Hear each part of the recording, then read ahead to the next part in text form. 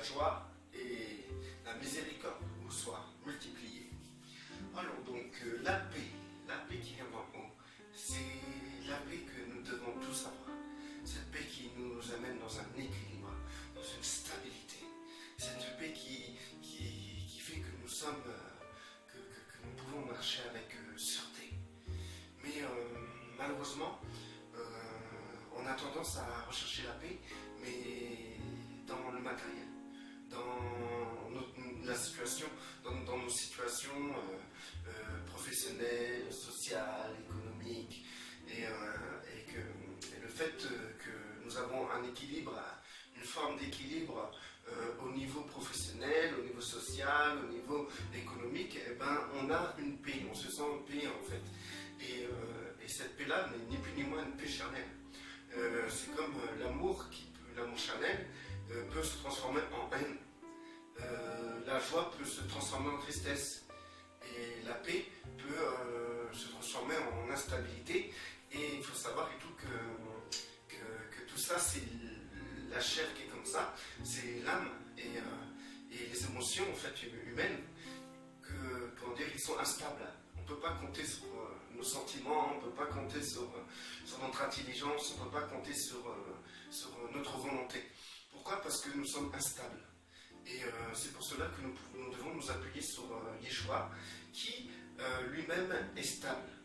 Et c'est pour ça qu'il nous propose cette paix, non que le monde donne, mais cette paix qui vient d'en haut, puisque la paix qui vient d'en haut est une paix stable. Et souvent cette paix-là se manifeste lorsqu'il y a la tempête. Alors Yeshua en est le meilleur exemple. Lorsqu'il était sur le bateau avec ses disciples et qu'il y a eu une tempête, Yeshua dormait. Il était tellement en paix avec son Père, il était tellement stable dans ses pensées, tellement stable que son Père allait l'amener au bout du plan qu'il avait pour lui, que c'est pas une tempête ou quoi que ce soit qui allait le déstabiliser, qui allait arrêter le plan du Père. Car il savait très bien que quand le Père a décidé une chose, personne ne peut aller à l'encontre, personne, sauf nous-mêmes, à cause de notre libre arbitre. Parce que nous pouvons décider de ne pas faire la volonté de Dieu, comme nous pouvons décider de faire la volonté de Dieu. Nous sommes nos seuls ennemis par rapport à ça. Même Satan ne peut jamais arrêter le plan, un plan que Dieu a prévu.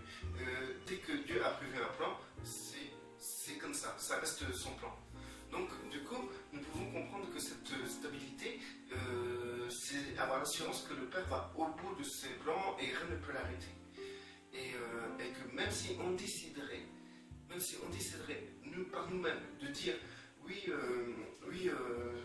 Dieu, je veux que tu arrêtes justement ce plan, Dieu ne pourra pas aller à l'encontre de votre libre arbitre. C'est pour ça que Satan lui-même, lorsqu'il va vouloir intervenir et il va vouloir aller à l'encontre du plan de Dieu, ben, en fait, il sera limité parce que Dieu a toujours un million de longueurs d'avance par rapport à Satan, et il sait très bien, rien ne peut arrêter Dieu. Dieu il sait tout, il est au courant de tout, rien ne peut l'arrêter, il va toujours au bout de ses plans. Mais Satan lui-même est limité par rapport au plan, par rapport au plan que Dieu a. Donc ceux qui croient que Satan peut arrêter, stopper les plans que Dieu a préparés d'avance, c'est pas, ils se trompent en vérité. Mais par contre, Satan a une stratégie. Sa stratégie, c'est ni plus ni moins de vous détourner du plan de Dieu et de vous faire douter de Dieu et de vous amener dans une autre direction que ce que Dieu, par rapport à la direction où Dieu veut vous emmener. Alors du coup, il est vrai que Satan, pour agir contre le plan de Dieu, il va utiliser un composant matériel qui est nous-mêmes, qui est l'être humain. Donc du coup, il est vrai qu'il y a des gens, des chrétiens, des enfants de Dieu, ils sont décédés aujourd'hui, ils n'ont jamais accompli le plan de Dieu. Ils n'ont plus jamais accomplir ce que Dieu a préparé d'avance pour eux. Et c'est malheureux parce que ces personnes-là étaient destinées à la gloire de Dieu et à accomplir l'œuvre de Dieu. Et du coup, ça ne veut pas dire que Dieu est illimité. Dieu a toujours des plans. Des plans. Dieu n'est pas limité, il est illimité. Mais le problème, c'est que personnes qui n'ont pas pu accomplir les œuvres que Dieu a préparées d'avance n'ont pas pu justement avoir ce plaisir, cette joie de rentrer dans sa gloire et de pouvoir collaborer avec le divin. Du coup, nous sommes notre propre ennemi. Et le fait qu'on sait que Dieu aboutit toujours à ses plans et que nous, on a juste par notre libre arbitre de vouloir remplir ce qu'il nous commande de faire, qu'on souhaite justement arriver à exécuter ses plans, qu'on désire ses plans et qu'on veut sa volonté, et bien en fait la paix peut s'installer en nous puisque Dieu nous conduira jusqu'au bout, comme Yeshua. Yeshua était jusqu'au bout, jusqu'à la croix. Parce qu'il mettait toute sa confiance en Dieu et il voulait une chose, que la volonté de Dieu soit accomplie à travers lui. Donc si nous avons cette volonté que la volonté de Dieu s'accomplisse à travers nous, la volonté que Dieu a pour nous s'accomplisse, en fait, il n'y a rien qui peut freiner Dieu. Il n'y a rien qui peut le freiner, il n'y a rien qui peut l'empêcher d'aller jusqu'au bout de son plan à travers vous, par rapport au plan qu'il a préparé d'avance pour vous. Donc vous pouvez être en paix, mais vous avez juste à vous aligner à la pensée de Dieu. Vous avez juste à vouloir que son plan qu'il a pour vous, les œuvres qu'il a préparées d'avance pour vous, s'accomplissent et que c'est que son plan que vous voulez. À partir de là, vous pouvez avoir la paix car Elohim sera fidèle et il ira jusqu'au bout. Maintenant, si vous êtes départagé, dans ces cas-là, c'est normal que vous n'avez pas la paix. Parce que vous voulez faire le plan de Dieu, mais à la fin, vous voulez vous réaliser dans le monde. Et vous savez que le monde est inimitié avec Dieu. Le plan de Dieu n'est pas que vous vous réalisiez dans le monde. Il ne veut pas que vous réussissiez selon les critères de ce monde. Ce n'est pas son plan à Dieu.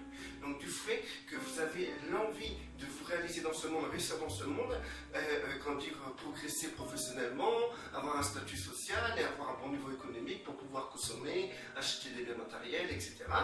Et à la fois vous voulez faire la volonté de Dieu, vous êtes départagé. Et là, c'est vrai que lorsque vous allez prendre votre temps, beaucoup de temps, pour vous accomplir dans le monde, pour que vous puissiez réussir dans le monde, ce temps-là, c'est le temps que vous consacrez au monde. Et donc ce temps-là ne sera plus, ne sera plus utile pour Dieu. Dieu ne pourra pas utiliser ce temps que vous avez perdu à vouloir être quelqu'un dans le monde, être quelqu'un dans la société. Vous comprenez? Donc du coup, cette paix qui vient d'en haut, il faut la chercher en haut. Et pour avoir cette paix qui vient d'en haut, il faut être sûr de vouloir la volonté du Père, mais que la volonté du Père.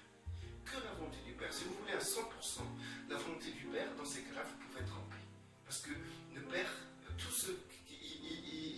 vous êtes entre les mains du Père et il fait ce qu'il veut. Et il est écrit que le Père a des projets de bonheur, non de malheur pour ses enfants. Et du coup, c'est lui qui va vous conduire, c'est lui qui va vous amener là où il veut, il fera ce qu'il veut de vous, et vous pouvez être sûr que vous avez la protection divine. Mais maintenant, si vous vous écartez en voulant faire votre propre volonté, accomplir vos propres désirs dans le monde, là, vous êtes à la fois séduit, mais vous n'êtes plus totalement sous le couvert d'Elohim. Parce que vous-même, par votre libre arbitre, vous empêchez Elohim d'agir sur vous. Vous empêchez Elohim d'accomplir son plan à travers vous. Donc vous le freinez totalement. Et c'est à cause de votre libre arbitre. Votre libre arbitre, c'est quelque chose qui est votre ennemi numéro 1. D'ailleurs, je vais faire une vidéo par rapport au libre arbitre. Mais là, je voulais vous parler de paix. Cette paix, et donc le fait que Yeshua était dans la volonté du Père et qu'il voulait absolument la volonté du Père, il savait très bien que s'il y avait une tempête, que c'était pas la volonté du Père qui meurt dans la tempête, mais c'était la volonté du Père qui continue. Et donc du coup, il savait très bien que même s'il s'est laissé aller dans le bateau, le Père l'aurait ramené en sécurité. Donc c'est pareil pour nous. Le fait que nous sommes vraiment dans la volonté du Père, que nous voulons, par notre libre arbitre, la volonté du Père, et que nous voulons que le Père accomplisse les œuvres qu'il a préparées d'avance à travers nous, les œuvres qu'il a préparées pour nous, et qu'il les accomplisse à travers nous, à partir de là, nous pouvons être certains que nous pouvons être tranquilles à 200%. Parce que par notre libre arbitre, on permet au Père d'agir complètement sur notre vie. Et s'il agit complètement sur nos vies, ben, tout ce qui nous arrivera, toutes les tempêtes, etc., vous pouvez traverser cela en ayant la paix, parce que c'est le Père qui aura le dernier mot. Parce que vous savez très bien, comme je vous ai dit au début, le diable ne peut rien faire contre le plan de Dieu. Mais il peut vous détourner du plan de Dieu. Ça, c'est certain. Il ne peut rien faire contre le plan de Dieu, mais il peut vous détourner du plan de Dieu. Du coup, le fait que vous n'êtes pas détourné et que vous êtes plutôt orienté dans la volonté du Père, dans ce cas-là, vous ne craignez aucun mal. Vous êtes protégé, mais de tout et de tout. Mais si ici, il vous arrive quelque chose, parce que vous êtes dans le plan de Dieu, le Père, il utilise ça pour votre construction. Donc, si ça se peut qu'il vous arrive des petits tracas, etc., qu'il vous arrive des choses, mais sachez que si vous êtes vraiment dans le plan de Dieu, n'ayez crainte, ayez la paix, même au milieu de ces épreuves, parce que ces épreuves, Dieu s'en sert comme tremplin pour vous élever dans sa compréhension. Voilà, c'est pour ça qu'on peut être en paix.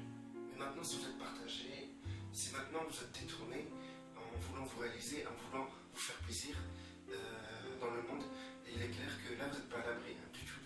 Parce que, en fait, ce que le monde subit à cause de sa rébellion contre Dieu, et bien le fait que vous vous détournez de la totale volonté de Dieu pour que vous puissiez assouvir vos désirs et réaliser vos plans personnels dans le monde, à partir de là, vous aurez le même sort que les gens du monde.